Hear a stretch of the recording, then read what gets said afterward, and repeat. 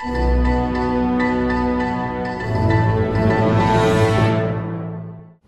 you believe in fate?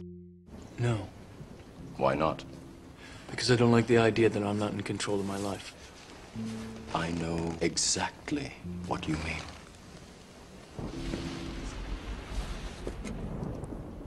Let me tell you why you're here. You're here because you know something. What you know you can't explain, but you feel it. You felt it your entire life. That there's something wrong with the world. You don't know what it is, but it's there, like a splinter in your mind, driving you mad. It is this feeling that has brought you to me. Do you know what I'm talking about? Is the world that has been pulled over your eyes to blind you from the truth. That you are a slave. Like everyone else, you were born into bondage. Born into a prison that you cannot smell or taste or touch. A prison for your mind. Unfortunately, no one can be told what the Matrix is. You have to see it for yourself.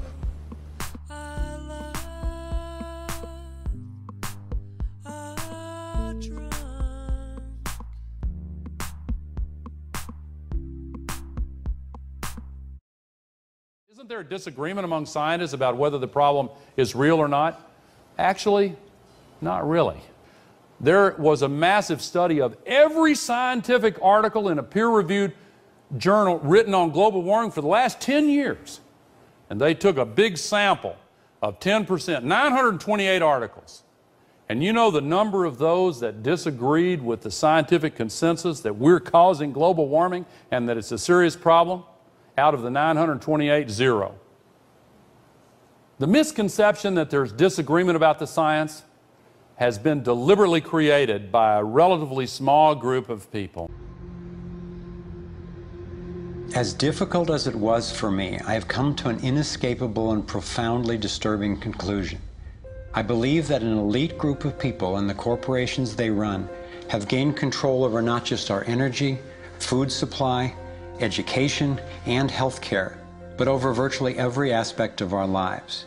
And they do it by controlling the world of finance, not by creating more value, but by actually controlling the source of money. When I followed the money, I found that it took me up the levels of a pyramid.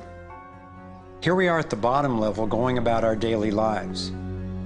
Above us is government, people who are given a monopoly on force and use it to tax and control us whether or not we agree.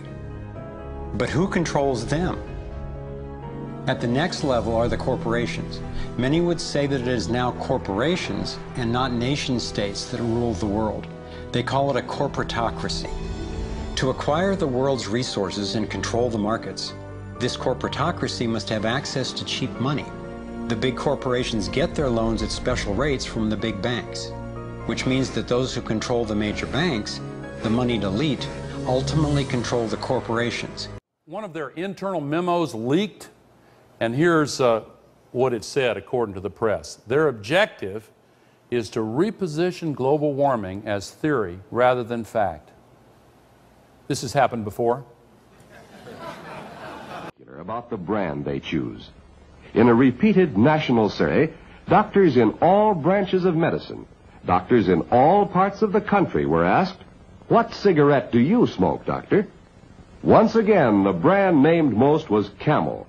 Yes, according to this repeated nationwide survey, more doctors smoke Camels than any other cigarette. After the Surgeon General's report, one of their memos leaked 40 years ago. Here's what they said: doubt is our product, since it is the best means of creating a controversy in the public's mind. But have they succeeded? You'll remember that there were 928 peer-reviewed articles, 0% disagreed with the consensus. There was another study of all the articles in the popular press. Over the last 14 years, they looked at a sample of 636. More than half of them said, well, we're not sure. It could be a problem, may not be a problem. So no wonder people are confused.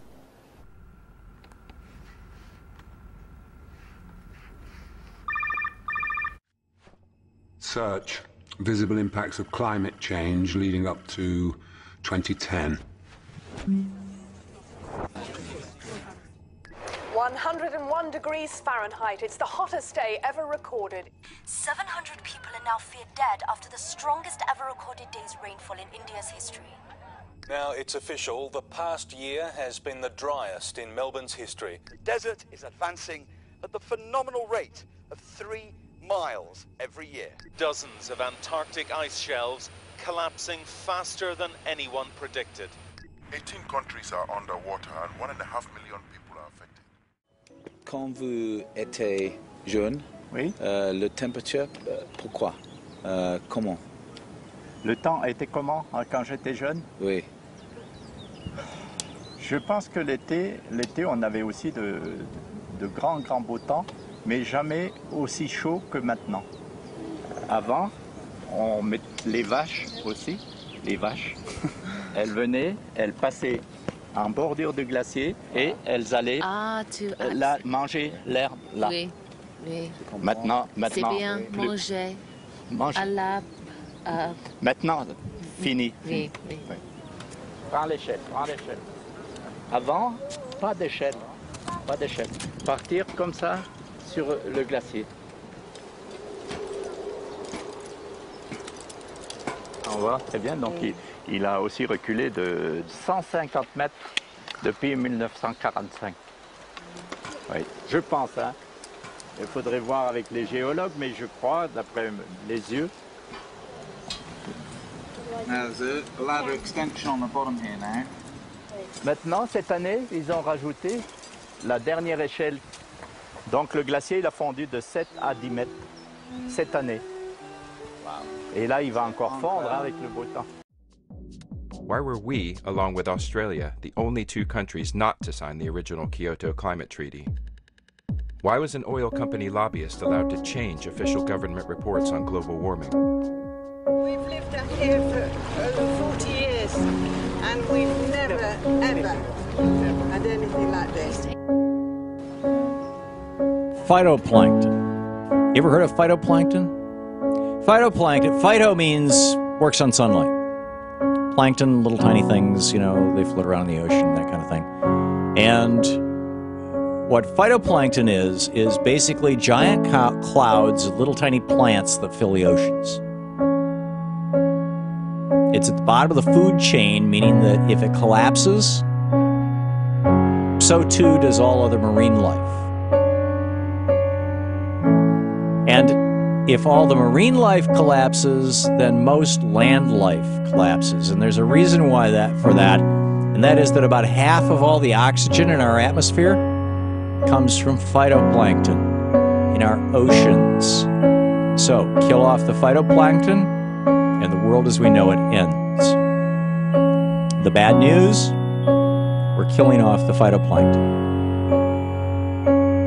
Back in 2007, a study was done on the reproduction rate of phytoplankton in the Gulf of Maine, and scientists were totally freaked out to discover that the reproduction rate had decreased by a factor of 5, as in 500%. As in the amount of phytoplankton that can be produced in a day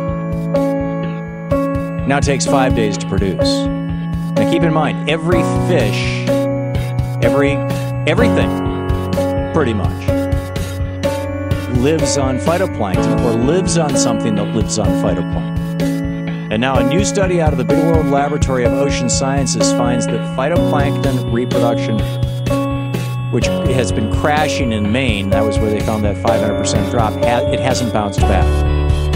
Now, you know, overtly and explicitly, that's bad news for Maine's marine industries.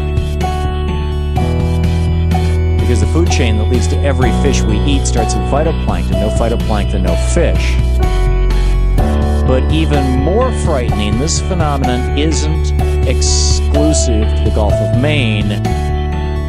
It's happening all over the planet. We're talking about a catastrophic shakeup of the global food chain. And it's not just about food. I mean, we all like to eat, but we all like to breathe even more. If this continues, we're looking at the end of the world as we know it, possibly in this century. And the Republicans in power and the oil barons that they're slaves to, they're determined to let the phytoplankton die off. These lawmakers include people like Virginia State Delegate Chris Stoll, who stripped out the term sea level rise from a state study on climate change because he said it's a liberal code word. The oil, coal, and natural gas barons are now hiring the same phony scientists and using the same tactics that the tobacco companies used in the 1990s to raise doubt about clear scientific evidence that their products are actually killing people, only in this case, killing the earth. $300 million in 2010 in that election came in from outside corporate money, a lot of which came from climate change denying oil, coal, and natural gas corporations. What's the result of that? Every single freshman House of Representatives Republican has gone on record to deny the existence of man-made global climate change. What about fiddling while Rome burns? Meanwhile, phytoplankton continues to die off because global temperatures continue to rise. If we haven't already hit a tipping point, and James Hansen is suggesting maybe we have, when it comes to climate change, he was saying we have to worry about 300 parts per million. We're about 350 parts per million. We started, you'll recall, back during the Nixon administration, we were in the high 200s, 280, 290 parts per million of carbon dioxide in our atmosphere. We are now above 400 parts per million. I find it hard to tell you, I find it hard to take. When people run in circles, it's a very, very mad world. Mad. And scientists were totally freaked out to discover that the reproduction rate had decreased by a factor of 5, as in 500%. Happy birthday, happy birthday. The misconception that there's disagreement about the science has been deliberately created by a relatively small group of people. Sit and listen. Went to school and I was very nervous. No one. Too many of us now tend to worship self-indulgence and consumption. Teacher, tell me what's my lesson. Look right through me.